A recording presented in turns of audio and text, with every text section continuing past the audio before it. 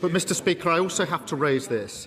A death threat was shared by Reform's Deputy Council Leader in Lancashire against the brilliant member for Bolsover. It said she should be shot. When death threats were made against the member for Clacton, I stood at this dispatch box and condemned them outright. If he has any decency or backbone, he will stand up, apologise, condemn the comments and sack the individual in his parties. Will he do so? Nigel Farage. Thank you, Mr. Speaker. At the age of 14, Michel Mandarin was forcibly removed from his home, the coral atoll of Ile-de-Quoi, dumped on the quayside of Mauritius, forced to live on food scraps out of bins.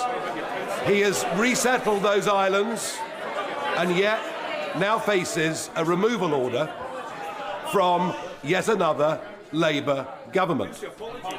So maybe twice in one lifetime, he's going to be asked to leave his homeland. Can I ask the Prime Minister, for a government that is full of human rights lawyers, within and without, why do the opinions and human rights of indigenous Chagossians not matter to him at all?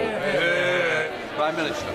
So he has neither the decency nor the backbone to condemn a death threat to a member of this House, whichever party they are in. He doesn't have the decency or the backbone to condemn it and to sack the individual. And that just shows that his party have got nothing to offer the country. But there are moments in British politics that reveal exactly who someone is. This was one of them. At Prime Minister's Questions, Labour's deputy leader issued a direct challenge to Nigel Farage. A Reform-linked council official had shared what can only be described as a death threat against a sitting MP, calling for her to be shot. The demand from the dispatch box was simple: condemn it, apologise and remove the individual. It was a test of basic political decency. Farage didn't answer it. Instead, he pivoted to the Chagos Islands. Now, the Chagos question he raised is genuinely important. A 4-year-old man named Michel Mandarin was forcibly removed from his homeland at the age of 14, displaced by British colonial policy, left to survive on scraps on a foreign quayside.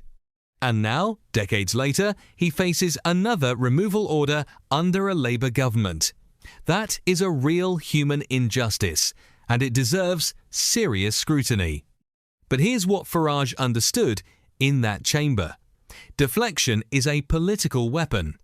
By shifting the subject entirely, he avoided accountability, and he knew the media cycle would carry both stories simultaneously, muddying the waters.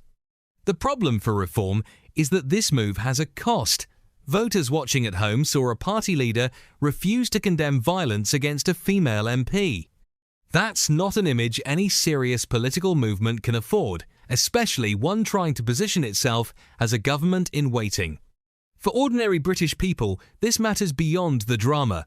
If elected officials won't protect each other from threats, what signal does that send about the safety and integrity of democracy itself?